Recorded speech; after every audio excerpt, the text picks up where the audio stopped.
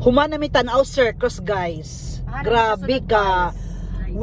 Worth it ang among gibayad. 600 per head. Pinakamura na nga ticket ha. Pinakamahal 3,000, 2,000, 1,000. Pero worth it gyud ang among maganda. So ito nga lang ti. Euro Extreme Circus. Napakaganda. Diyos ko day. Worth it gyud. Hindi masayang. Karon going nami sa magkaon makapanihapon. Kadi nag-eat-all-you-can mata kanina. Nag-eat-all-you-can kami sa Poldos kaganina. After nag-Poldos, nag-SM ko ng grocery. Then after ng grocery, nagtanamig circus. Then after circus, sa oras na, tanawa ang oras. Grabe. Jump pack ang akong Sunday karon. We're here in Greenwich, Divisoria.